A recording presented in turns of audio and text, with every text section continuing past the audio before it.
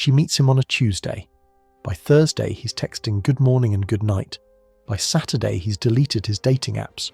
By the following Tuesday, he's talking about weekend trips together. By the end of the month, he's ready to make it official. And by the end of the following month, she's explaining to her friends why she just doesn't feel it anymore. Sound familiar? You've watched it happen to your friends, maybe experienced it yourself.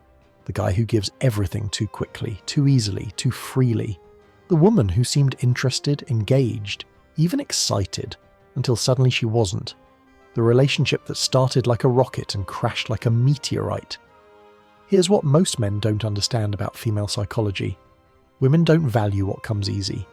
Not because they're cruel, not because they're users, but because the human brain is wired to assign value based on scarcity, effort, and investment. When you hand over your commitment like a free sample at Costco, you've just taught her that your commitment has the same value as a free sample at Costco. Today, I'm going to expose the psychological mechanism that makes women lose interest in relationships they didn't have to work for, and teach you how to reverse this dynamic to create women who chase you instead of leaving you. Welcome to the cruelest paradox in modern dating. The more effort you put into getting her, the less effort she'll put into keeping you. The more available you make yourself, the less valuable she perceives you to be. The more quickly you offer commitment, the more quickly she'll question whether that commitment is worth having. This isn't a character flaw in women, it's basic human psychology. We value what cost us something, we treasure what we had to work for, we protect what we invested in creating, and we discard what came too easily, too quickly, too freely. Think about the last expensive purchase you made, the research you did, the saving you did, the comparison shopping, the waiting for sales, the careful consideration of whether you really needed it. Now think about how you treat that purchase versus something you got for free. The expensive item sits prominently in your home, carefully maintained and proudly displayed. The free item ends up in a drawer, forgotten, and eventually discarded. Women approach relationships the same way. The man she had to win over, had to impress, had to work for, he becomes the expensive purchase. The man who gave her his attention, time and commitment immediately, he becomes the free sample. For decades, the dating game has operated on a simple principle. Women gatekeep sex, men gatekeep commitment. She controls access to physical intimacy. He controls access to relationship security. This created a natural balance where both parties had something the other wanted, and both had to invest effort to get it. But somewhere along the way, men stopped gatekeeping their commitment. They started handing it out like promotional flyers, desperate to prove their worth through availability and eagerness. Meanwhile, women maintained their sexual gatekeeping, creating a fundamental imbalance in the relationship marketplace. The result? Modern dating has become a game where women give up their gatekeeper advantage first, through sexual intimacy, and then discover that the thing they want in return, male commitment, has no gate at all. It's just sitting there, available to anyone who shows mild interest. This destroys the entire value perception system that makes relationships work. When she can have your commitment without effort, without investment, without proving she deserves it, she unconsciously concludes that either the commitment isn't valuable, or she doesn't deserve valuable things. Professional poker players understand a concept called being pot committed. When you've invested so much money in a hand that walking away would mean losing everything you've already put in, you become psychologically attached to seeing the hand through. You fight harder, think more strategically, and resist the urge to fold because of what you stand to lose. Relationships operate on the same psychological principle. The woman who has invested time, effort, emotion, and energy into winning your interest becomes pot committed to the relationship. She has skin in the game. She has something to lose. Walking away means admitting that all her investment was wasted, but the woman who received your interest, attention, and commitment without investment has nothing to lose by walking away. She's not pot committed because she never put anything in the pot. Leaving costs her nothing because getting you cost her nothing. This is why women who chase men rarely leave them, while women who are chased often lose interest. The chaser has invested, the chased has simply received, and people don't fight to keep what they didn't fight to get. Medical researchers have discovered something fascinating about the placebo effect. Fake pills work better when they cost more money. Patients who take expensive placebos report greater pain relief than patients who take cheap placebos, even though both pills contain nothing but sugar. The human brain literally assigns healing power based on price. The more something costs, the more effective we believe it to be. This isn't conscious reasoning, it's subconscious value assignment that happens below the level of awareness. Women apply this same psychological principle to men and relationships. The man who was expensive to obtain, who required time, effort, strategy, and investment, is perceived as higher value than the man who was cheap to obtain. Her brain automatically assigns greater relationship worth to the connection that cost her something. This means that when you make yourself immediately available, instantly committed, and freely accessible, you're not being generous. You're being cheap. You're pricing yourself like a discount item and then wondering why she treats you like a discount item. Professional fishermen understand something that amateur fishermen don't. You don't keep every fish you catch.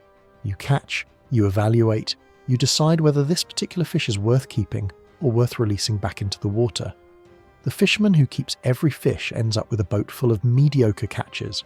The fisherman who practices catch and release ends up with only the prize specimens. Modern men have forgotten how to fish for sport. They fish only for food, desperately keeping whatever bites their line. The moment a woman shows interest, they're ready to take her home, meet the parents, and start planning the future.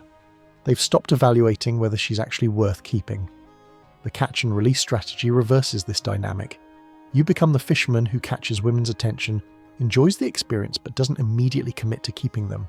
You let them know they're caught, but you also let them know that being caught doesn't guarantee being kept. This creates something women rarely experience in modern dating: uncertainty about whether they've done enough to secure you. Instead of wondering whether they want you, they start wondering whether you want them. Instead of evaluating your worthiness, they start proving their own. Imagine you're a swimming instructor. 2 types of students come to your pool. The first type jumps in immediately, trusts you completely, and expects you to do all the work of teaching them. They float passively, waiting for you to make them into swimmers. The second type approaches the pool cautiously, asks questions, observes your technique, and actively participates in their own learning process. They work to master each skill, ask for feedback, and push themselves to improve. Which student becomes the better swimmer? Which one values the lessons more? Which one continues swimming long after the lessons end? Women are the same way in relationships. The woman who receives your commitment immediately becomes the passive student, expecting you to do all the work of making the relationship succeed. The woman who has to work for your commitment becomes the active student, participating in creating the relationship she wants. When you hand over commitment immediately, you rob women of the opportunity to become active participants in creating value. You turn them into passive recipients instead of active contributors, and passive recipients rarely appreciate what they receive. In the attention economy, scarcity creates value and abundance destroys it. When your attention, time, and emotional energy are scarce resources that must be earned, they become valuable. When they're freely available without effort or investment, they become worthless.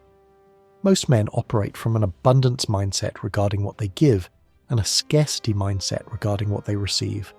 They give their attention abundantly, texting constantly, always being available, while treating female attention as scarce, grateful for any response, afraid to upset her. Women operate the opposite way. They give their attention scarcely, taking time to respond, maintaining other priorities, while expecting male attention abundantly, constant contact, immediate availability. The man who reverses this dynamic, who gives his attention scarcely and expects female attention abundantly, creates a psychological environment where the woman must work to earn what she wants, while he receives what he deserves. Successful investment bankers don't throw money at every opportunity that presents itself. They evaluate, they research, they require proof of worthiness before they invest. They make companies prove they deserve capital by demonstrating value, showing growth potential, and competing with other opportunities. Your commitment is your emotional capital. Your time is your attention investment. Your exclusivity is your relationship currency. These are valuable resources that should be invested strategically, not distributed freely to anyone who shows mild interest. When you approach dating like an investment banker approaches deals, you require women to demonstrate value before you invest. You make them compete with other opportunities.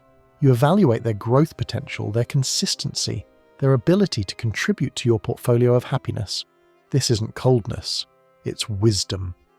It's understanding that your resources are limited and valuable, and that people who receive valuable things without earning them rarely appreciate their true worth. Here's a fundamental truth about relationship dynamics. Whoever is doing the chasing cannot simultaneously be doing the leaving. Women who are chasing you are psychologically unable to lose interest in you, because chasing requires sustained interest. When you chase her, you're invested in the outcome while she's evaluating the experience. When she chases you, she's invested in the outcome while you're evaluating the experience. The person doing the chasing becomes emotionally committed to succeeding. The person being chased holds all the power to accept or reject. Most men voluntarily give up the position of power by immediately starting to chase the moment they feel attraction. They transform themselves from the prize to be won into the pursuer hoping to win. This psychological reversal destroys the natural tension that creates and maintains attraction. The man who maintains his position as the prize, who makes her chase, invest, and work for his commitment, keeps her in the psychological state of wanting to win rather than evaluating whether he's worth keeping. When you make women work for your commitment, you accidentally create a quality control system that filters out the wrong women while attracting the right ones. Women who are genuinely interested in you will rise to the challenge. Women who aren't really interested will swim away rather than invest effort. This filtering system saves you months or years of relationship frustration. The woman who balks at making effort to win you reveals that she doesn't actually want you. She just wants the validation of knowing she could have you. The woman who steps up and invests effort reveals that she sees genuine value in building something with you. Most men are afraid to implement this filtering system because they're scared of losing opportunities. But losing women who weren't willing to invest effort isn't losing opportunities. It's avoiding relationship disasters. You're not missing out on love, you're avoiding women who would eventually leave anyway.